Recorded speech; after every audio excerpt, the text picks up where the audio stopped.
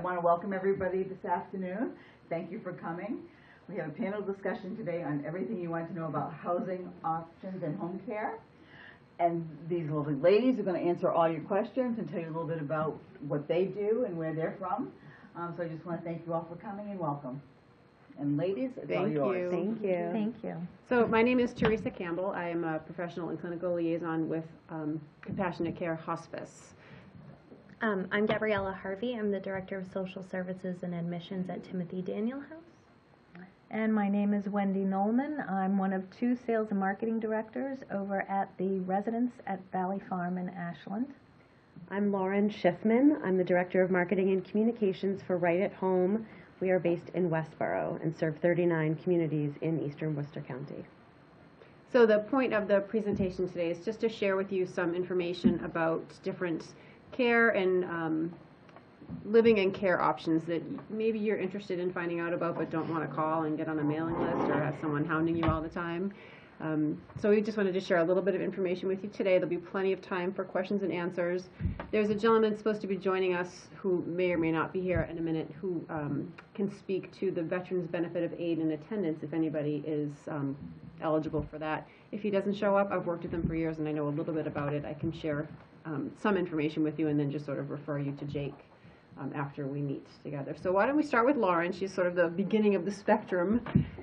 So we'll start with Lauren and move on down the line. Sure. So how many have heard about home care? Private duty home care. You may have heard home care and you may have heard the term home health care. Those are 2 very distinctly different models of care. I'm here to talk about private home care. And you were right in your assessment that it is in-home support for activities of daily living, showering, light housekeeping. Imagine everything you do from the minute you wake up in the morning. You're in bed, you open your eyes. You might need a little bit of help physically getting out of your bed, over to the bathroom, washed up in the bathroom, taking your medications, making your meals, getting you to your doctor's appointment. I don't know if I mentioned showering. All of these things are ways through which a private home care company can help you. Some home care agencies have nurses on staff. That includes Right at Home in Westboro, so we're able to also provide clinical care in addition to the homemaking and housekeeping and the traditional caregiving services delivered by home health aides and companions. We offer specialized Alzheimer's support, so our caregivers go through extensive training protocols to treat people with different levels of cognitive impairment as well as other complex conditions management. We provide transportation and what else do we do? All sorts of wonderful community initiatives. We really like to educate the community about what options are available to them, and that's one of the reasons why we're here today. The way that home care fits in with home health care, which you might have heard of VNA or the VNA doesn't exist. There are a number of different visiting nurse associations in our area. Those services are covered under Medicare, Medicaid, and private insurances. Ours are private pay. We also accept veterans benefits and long-term care insurance. So when the VNA is ordered for a patient to receive services at home, it's ordered for a certain number of visits for a certain number of time, and then that benefit ends. And private home care, like Right at Home, can come in and supplement the services that VNA is providing. So that's private home care in a quick nutshell, and I'm sure we'll come back around. Sure. Wendy? And now it's my turn.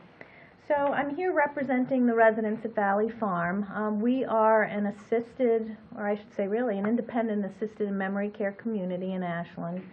I would call us a medium-sized community. We have 60 apartments that are interspersed for independent and assisted living. And then we also have a memory care community, which has 20 apartments, 2 of them being shared.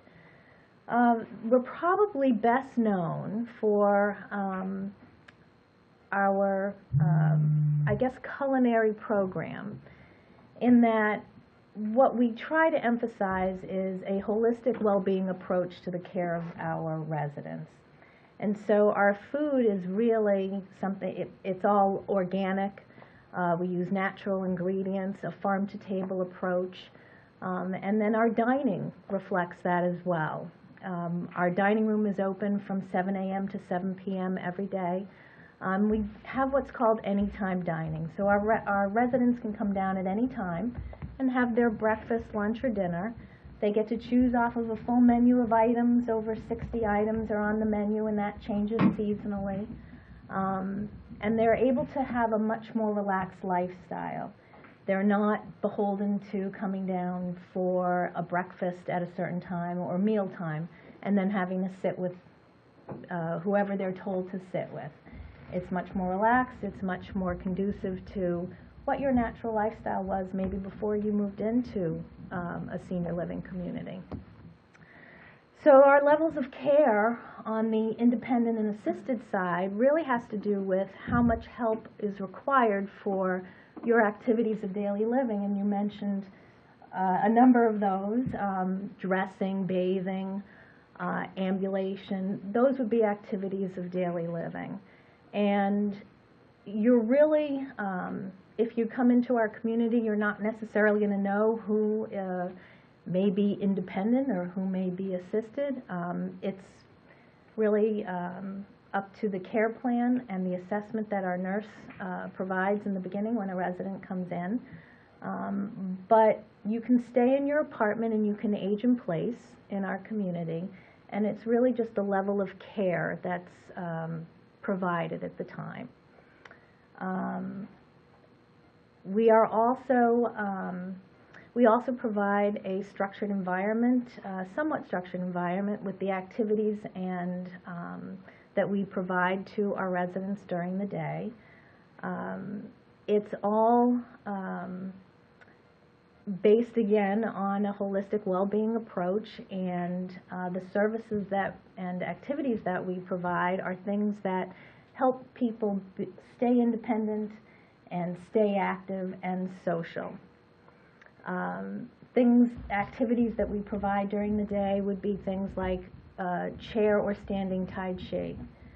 That's a very important part of the LCB Senior Living program, and the residents of Valley Farm being one of the LCB Senior Living properties, in that it has to do with balance and be able to engage a person on different levels, cognitive, emotional, physical, and social levels. And so Tai Chi encompasses all of that for our residents. And our activities are based on that during the day. If you're looking for a community that provides that kind of structure, if you're looking for a community that will provide the activities and services that are based on a holistic well-being approach, then LCB Senior Living properties are going to be something that you're going to want to look at. And different assisted livings, independent livings offer different kinds of services. Things that you may want to look into would be transportation services. Some assisted livings only will take you to your doctor's appointments once a week. We'll provide 2 times a week. So those things can vary. Your culinary or your food plan may vary. Many places don't have, in fact, I think LCB is actually the one that concentrates on anytime dining. And everything is made to order in that, so that it accommodates a like and dislike of what your food is during the day, like how you would go to a restaurant. It's a fine dining experience, but it also accommodates medical needs. And so other assisted livings and independent livings don't necessarily offer that kind of service, if you will, or that kind of capability for the residents. Now, on the other side, we also have our memory care community. And again, this can vary between different senior living communities. LCB Senior Living has a collaboration with Harvard Medical School, Brigham and Women's Hospital, McLean Hospital. And the research that they do on memory care, we are the recipients of, so we can incorporate that into our services and activities. Again, it has to do with the level of service that we'll provide and the activities and the socialization that our memory care community, our reflections community has. So that can vary between different senior living communities. But our philosophy is that it's really based on a non-pharmacological approach to our memory care. And with our collaboration, then we're able to incorporate the research into that. As far as any other wide information on the industry, you know, we're regulated by the Massachusetts Executive Office of Elder Affairs. There's a certification for assisted livings, and you can go online and look at what those certifications are and what the meanings are of all different levels of care and what assisted livings have to provide you. But I think that's probably it in a nutshell again. Yeah? Yes, question. Well, that's a good question, the financial part of everything. We are private pay. Yeah. So when we're talking to prospective residents, we have to have a very frank discussion about what income sources there are in order to afford that. You know, typically we do encourage people to have at least 2 years worth of financing in order to be a you know, an independent, full functioning member of the community and to really get out of it what you know, we promote. There are a lot of different income sources, and we do have those frank discussions. But again, what you may be thinking of and what we would refer to would be spending down, and in which case, yes, we have partners that we work with that we would then refer to who that particular resident could move to that other community so that their funding could continue for them. So we do work with other communities in the area. I knew someone in my previous work experience who always would say, I don't like the word a lot, because what does that really mean? But what I'm going to say is we have over 4 hours of programming a day. Some of these activities that we provide are going to be, we have 2 different walking clubs where they're actually monitored, and there's specific programs involved in that our resident engagement director is supervising and working with a couple of different other agencies on. Our residents are given pedometers. Those who are participating, they were given water bottles, so they're being monitored and tracked. And there are several different walking clubs. As far as activities, we're always bringing in entertainment. It's based on what our residents want to see. So again, when you're looking at different communities, what are the interests and activities of the current residents in that community? What is it that you enjoy to do? Does that mesh? And then what is the opportunity for you as a new resident to request other different types of activities? So we have meetings for our residents so that they can have input to that. That's very important. You want to have control over that, and if you like a certain speaker to come in, we'd like to accommodate that. So you want to make sure that those lines of communication are open between residents and staff. Resident council meeting is the name that we call it. But yes, we have speakers. Lifelong learning is a very important part of our curriculum. We have music that comes in, different artists that come in. We recently had an art show from the Framingham Artists Guild that was displayed on our 3rd floor for 6 weeks, where we opened that up to the community. So we had an art show that was there, and all different kinds of visuals and mediums were displayed, and it was actually a judge show. So we like to bring in different types of learning experiences for our residents. Conversely, we have a nice van that goes out a couple times a week for activities, and that could be to local restaurants, it might be to the MFA, it will be to the places that our residents want to go to, and things that we think would be interesting for them. But it's always taking into consideration, I mentioned the cognitive, emotional, physical, and social well-being. Those are what they call the terms, the 4 pillars of engagement. It's taking that holistic approach to supporting our residents and creating independence, but that's also what dictates maybe some of the services and fun activities that we do as well. So we're always looking at that. But again, that's another part of when you're comparing senior communities, what is it that they're providing you, and what can you really get out of that? What's important to you? You're welcome. Any other questions? Okay. All right. I won't even ask because I'm sure someone here has said, don't you dare put me in a home. I come from a home, so I'm probably the least popular idea of what you want your future to be like. The good news is that we're changing.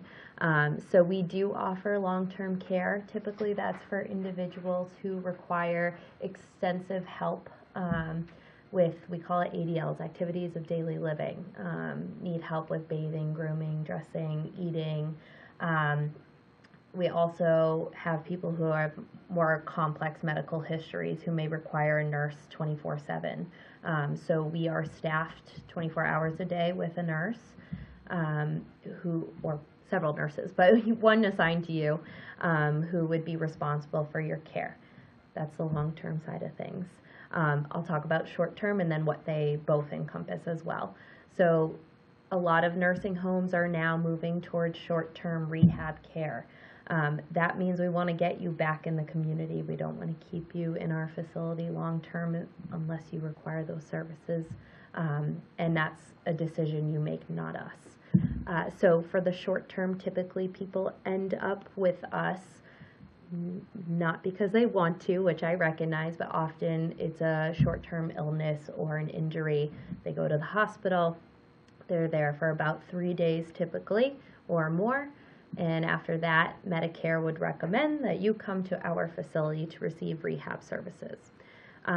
So rehab services would include physical therapy, speech therapy, occupational therapy, and that's all based on your need. Typically, you would get about 2 hours a day for 5 to 7 days a week, depending on what your level of need is. We hope that we fix you right back up, get you back home. We may make a referral to one of these lovely ladies in the room if you need those services, but the goal is to get you back. What makes us different than perhaps like a VNA and a home care is that we are typically covered by insurance. Some people do choose to pay privately, but we offer that higher level of rehab services to kind of at an intense level so that you go home ready to go safely. We don't want you back at the hospital. Throughout the whole building for everyone, both short-term and long-term, we offer activities. That includes musical entertainment, that includes outings outside the building. We have a therapy dog who comes once a week. It's a variety of different things. We had a party recently because it was Mr. Hershey's birthday, so we had a chocolate party. So we find different reasons to celebrate, and it's always boisterous. So there's a lot to do. And then, like I said, the nursing aspect of everything. Everyone in our building will get nursing services. You're overseen by a doctor. We also have a nurse practitioner. We have RNs. We have LPNs. We have CNAs. So it's probably for people with a higher level of need, but it doesn't need to be long-term. We partner with a lot of different agencies and community-based organizations as well. So we try to include family and other community-based programs when we plan for people's discharge back to the community. Yeah. Long rant. And also, I would think the need too. Like, do you need nursing care? Right. If you were, Right. you know, in that situation where the caregiver would want to be able to go away for a few days. Or even for a week or two, say they want to go on Sure. a trip. Mm-hmm. Yeah. Well, again, it has to do with your level of care and where how long the caretaker or caregiver was going to be away. Because in that regard, you may, a family may employ home care. Mm-hmm. And that then keeps that would you in be your someone home. in home. If you were going to be coming out of, let's say, a short-term rehab situation, but you still needed extra supports, You may come to a senior living community like ours for a respite stay that might be 30 days. Still getting your support back, still having the services like the OTPT, speech therapy on site at a senior living community. But then your strength is being built back because you don't have someone at the home or at your house to help take care of you. If you needed nursing care, then that's a more acute level of care, and then if you needed that, if the caregiver needed that kind of respite or break, and depending upon how long it was, you might stay at a skilled nursing. So it really depends upon, I think, the level of care and where that caregiver is at and how long they're going to be gone for the respite. So you also offer short-term, Short-term in that it would be a 30 or 60-day stay. a minimum of 30? Yes. So that's where decision-making and need really comes into play, depending upon what it is and what the situation is, yeah. And I think that's something too that all of our fields, we work very well together. So you may call, if you were to call me and you think that this would be the appropriate place, I may refer you to someone else that I think could be more appropriate for you. Right. So you could call anyone. You know, the benefit to our community is that we refer people to what is best for them. Are your rooms furnished? I know your rooms are. Are your rooms? We have some that are furnished. In the case of respite, that would be a furnished room that you'd be coming into. The only thing someone would need would be their clothing. And a lot of times we work with area rehabs like Timothy Daniels so that someone who would not be receiving any more insurance payments can quickly transfer to our kind of community and still maintain much of the support that they were given in the skilled nursing facility. We do have some apartments that are furnished. And I guess the important takeaway from that is that we'll work with the person who wants to move in as far as what are their needs. We're very willing, and we have done this with other residents when they come in. Maybe they don't want to take any of their furniture with them and they want to start over. Maybe some of their furniture is too big for the room that they might choose. And so we may furnish that for them. And so we're willing to look at it on a case-by-case basis as well. It's really about what is going to make that prospective resident comfortable. And how do we have a positive outcome for everybody. So yes, we can do that, but respite is always set up for that. When you furnish your room, say it's for a long-term stay, is there an extra charge for that? That you would have to talk about, and typically I would say there's probably some kind of rental fee, but we would have to talk about that. That's something that they can work out. So I would say that I'm probably Yeah, the one that maybe a people want to little talk to the least. She's skilled nursing, but I represent hospice. And oftentimes, and raise your hand if you are in this, people think that hospice is end of life, that your death is imminent. Anybody agree with me that death is imminent when you're on hospice? It's actually a common misconception. And there's a bunch of them that I'd like to share with you and maybe correct your ideas of what hospice is and what it isn't. So Medicare, hospice is a benefit that you receive through Medicare. So you've been paying into it your entire life. So if you qualified for it, it's silly not to take advantage of it. They also have standards that you have to meet in order to qualify for the benefit. So typically, a good standard of measure is that your doctor has decided or predicts that you probably have 6 months left to live with the diagnosis that you have, or you've decided to stop treating whatever terminal diagnosis that you have. You're not going to fight it any longer. At that time, a doctor will call for a hospice consult and will come in and determine whether or not you meet the standards that they require for hospice services. So it is not, by any stretch of the imagination, doesn't mean that you have 2 days left to live. We actually have someone right now, we do a recertification every 60 days. We have a gentleman who we are recertifying on Tuesday who's been on services with us for 15 certification periods, so 15 60-day periods. So I don't know what that math is, I think it's about 3 years. He's actually been on services with us. So when you go on to hospice, what it means is a lot of extra TLC. We can deliver those at home, right at home in your house or by yourself. We can deliver it in an assisted living community, and we also can deliver hospice services in a skilled nursing facility. We don't replace any of the care that these guys are delivering. We just sort of support the patient, their family, and whatever teams are supporting them. That's what we're mandated to do by Medicare. So typically it means there's a nurse coming in to visit you. They sort of take over your case. They will make any suggestions, recommendations to your medications, your care, any equipment, any supplies you might need, and get an order from your doctor. Your doctor still stays involved, but our case manager is really handling your case from now on out.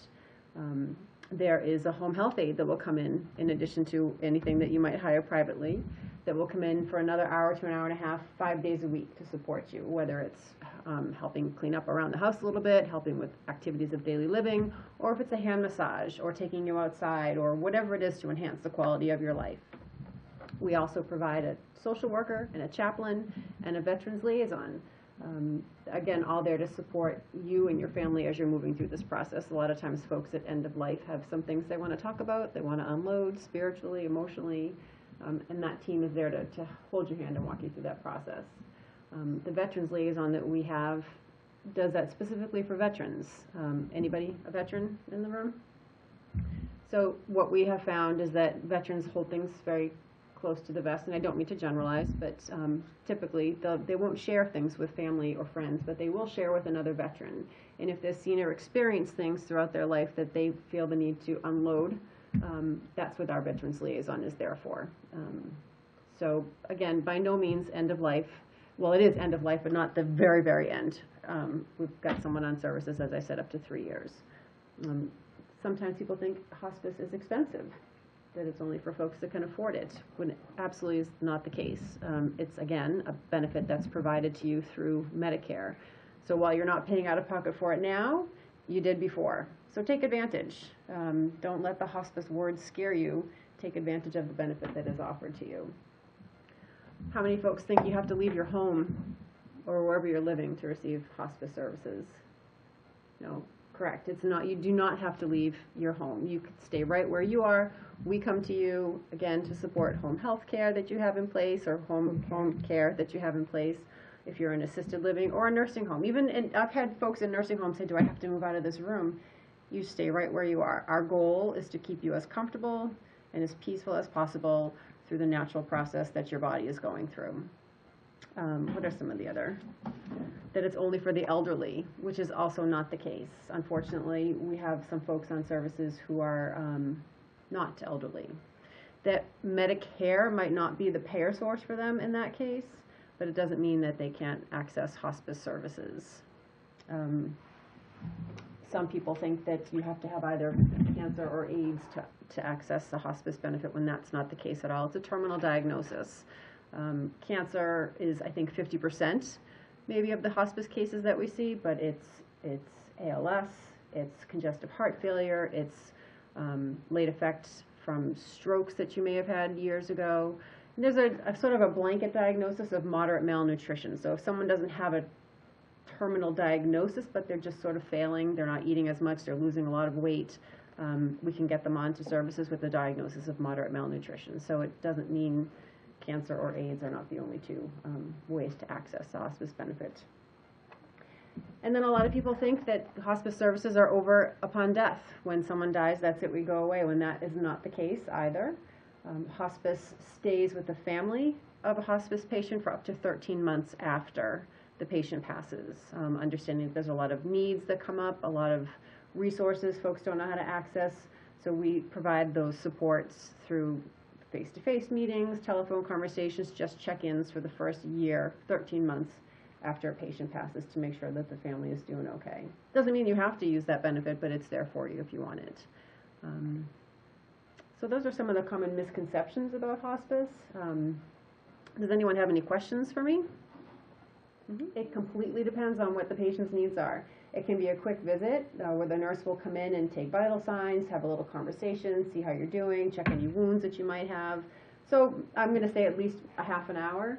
But if something's going wrong, if there's signs, if there's indications that something else is popping up, there's a UTI, or there's a chance of pneumonia, or they're just failing, then the nurse stays longer. Actually, that's a good question.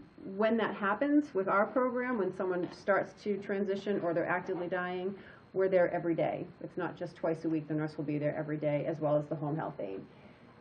And for better or worse, our team becomes part of your family, and the social worker and the chaplain and the veterans liaison will all sort of communicate to make sure that we're in your home as much as we can be. We're not 24 hours. We are not with you 24 hours. Some people, that's another common misconception. People think that hospice is a 24-hour service. We are not by your side 24 hours, but we are available 24 hours. So if 2 o'clock in the morning your partner starts to gasp or choke or complain of pain, you call us and we send the nurse out immediately. Does that make sense? Okay. Yeah. So we have, the nurse visit can be real quick, or they can be there for hours, depending on what the patient's needs are. I thought that if you were right near the end, there would be someone there to, 24 hours? yeah. No, we have volunteers that will sit for families if they can't be with the patient.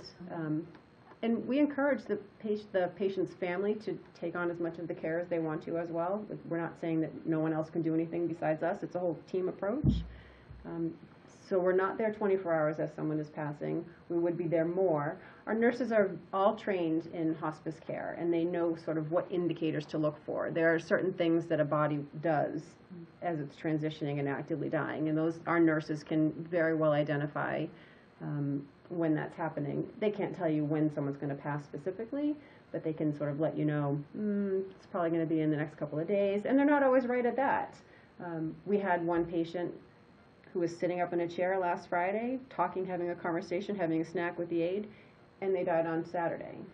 So we can't always tell, but that's not the rule. And can I just add, and that's where home care might come in too. So if somebody's living at home and they've got a team of family caregivers and hospice is in, and hospice is only there for 30 minutes to a couple of hours a week, private home care can supplement that. And that's what I meant when I said that we provide hospice supportive services, so that when the hospice team is not able to be in the home with the individual, our team can be. And again, supporting the ADLs, helping to clean, helping to give a hand massage, reading from a book, going through old photos, helping to keep the person comfortable. And it's actually a good segue. I forgot to mention earlier, we can be in the home for as little as a couple of hours a day to 24 hours a day. And it's, again, like these other women have said, it's based on the need of the client. And we come to that through an assessment. But all of the care plans that we develop for our clients are customizable. So again, it can be, we can come in and help you get ready for your day and then leave and then come back at night and help you get ready at night. Or we can be there for, 8, 12, 24 hours a day, whatever the needs are. What does this cost? It depends on the care plan. It depends on the care plan. But I can talk to you offline about that. One of the things that we find families do often with private home care is bringing someone in overnight.